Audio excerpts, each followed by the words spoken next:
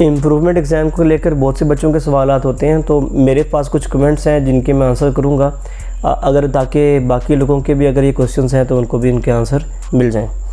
तो स्टार्ट करते हैं। पहला हमारे पास कमेंट है मारिया असगर।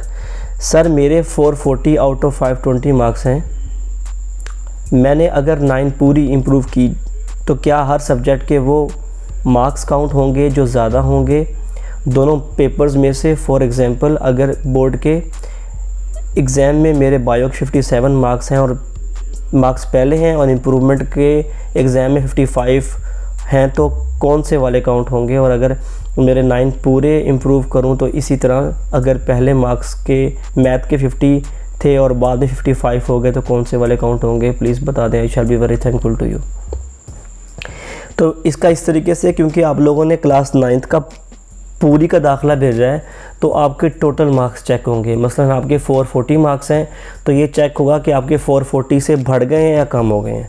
अगर आपके 445 हो गए हैं, 450 हो गए हैं तो फिर आपके मार्क्स इंप्रूव हो गए हैं, फिर बोर्ड आपको इम्प्रूवमेंट का मज़ीद चांस नहीं देगा। बेशक आपके बायो में ज़्यादा थे, अब कम हो गए हैं और उसकी जगह मैथ में बढ़ गए हैं या उर्दू में बढ़ गए हैं, तो बोर्ड उसको इस तरह नहीं देखेगा कि किस सब्जेक्ट में कम हो रहे हैं, किस सब्जेक्ट में ज़्यादा हो रहे हैं, बल्कि बोर्ड इसको ऐसे देखेगा कि आपके टोटल में मार्क्स कितने बढ़ गए हैं। अगर टोटल में मार्क्स बढ़ गए हैं तो आपकी इम्प्रूवमेंट हो गई है और टोटल में नहीं बढ़े हैं तो आपकी इम्प्रूवमेंट नहीं हुई है। अगर आप चाहते हैं कि जिन सब्जेक्ट में आपके मार्क्स ज़्यादा हैं उसमें कम ना हो, जिसमें कम है उसमें ज़्यादा हो जाएं, तो उसके लिए चाहिए कि आप सब्जेक्ट वाइज दाखिला भेजें। आप कहें कि मेरे मैथ में और बायो में कम है तो सिर्फ मैथ और बायो का एडमिशन भेज दें, तो फिर आपको 9th 10th दोनों की मैथ और बायो देनी पड़ेगी। और फिर इस तरह होगा कि अगर आपके मार्क्स पहले से ज़्यादा आ गए तो फिर आपके इम्प्रूव हो गए हैं, अगर पहले से कम हो गए तो फिर आपके पुराने वाले ही रहेंगे। लेकिन अगर आप ओवरऑल दाखिला भेजेंगे तो फिर आपके टोटल चेक होगा सिर्फ कि टोटल में बढ़ गए हैं या कम हुए हैं। तो आमतौर पे इसका मैं आपको एक अंदर की बात बता दूं, आमतौर पे ऐसे होता है कि अगर बच्चे के मार्क्स इंप्रूव नहीं हो रहे या उतने ही आ गए हैं तो वो क्या करते हैं 2-3 मार्क्स ऊपर दे देते हैं ताकि दोबारा इंप्रूवमेंट का दाखिला ना भेजे। क्योंकि अगर वो बार बार इंप्रूवमेंट का दाखिला भेजता है तो बच्चे जो बोर्ड है वो 2022 से 23 तक के सेशन में ही उलझा रहेगा और फिर आगे वाले बच्चों पे फोकस नहीं कर पाएगा, उन पे बोझ बढ़ जाता है। तो नॉर्मली वो कुछ ना कुछ मार्क्स दे के इम्प्रूवमेंट करा देते होते हैं टोटल के अंदर। इसलिए अगर आप लोग बहुत अच्छे से इंप्रूव कर सकते हैं तो ये इंप्रूवमेंट दाखिला भेजें। अगर आप बहुत अच्छे से इंप्रूव नहीं कर सकते, आपको लगता है कि 5-7 नंबर बढ़ने जितनी ही तैयारी हमारी है सिर्फ, तो बेहतर है कि इसी मार्क्स के ऊपर है, इसको इंप्रूव मज़ीद ना करें। नेक्स्ट क्वेश्चन है घायल परिंदा। सर प्लीज़ बता दें, प्लीज़ सर मैं 9th क्लास की स्टूडेंट हूँ, 435 आउट ऑफ 520 मार्क्स हैं। सर मुझे सब कह रहे हैं कि इम्प्रूवमेंट ना दो, 10th की भी ख़राब हो जाएंगे, प्लीज़ मुझे बता दें। ज़ैनब ने बोला है 460 हैं और ठीक है।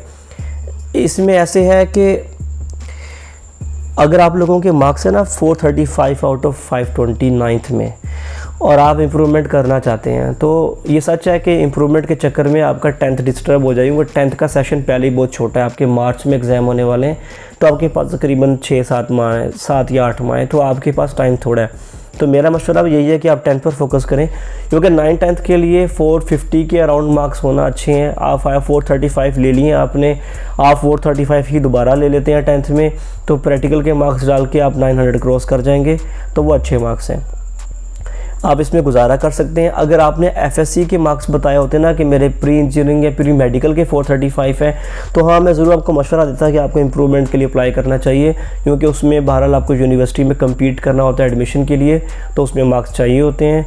लेकिन मैट्रिक के लिए ठीक हैं, लेकिन अगर आप करना चाहें आप कर सकते हैं, आपके पास स्टिल ऑप्शन है। नेक्स्ट है ईमान अदनान। अगर हम 10th के रिज़ल्ट में थ्योरी में फ़ेल हो जाएंगे और प्रैक्टिकल में पास हो जाएं तो टोटल मार्क्स करके पासिंग मार्क्स हो जाएंगे? नहीं बेटा, इस तरह होता है कि जब आप लोगों के टोटल मार्क्स में से आप पासिंग मार्क्स निकालते हो, मिसाल के तौर पे एक बच्चा और 9th में 10 मार्क्स ले लेता है और 10th क्लास में जाता है वो 50 मार्क्स ले लेता है, तो 60 मार्क्स बन गए तो वो बच्चा पास हो जाता है, फिर 9th की सप्ली क्लियर करने की ज़रूरत नहीं होती, तो वो बच्चा ओवरऑल मार्क्स की वजह से पास हो जाता है।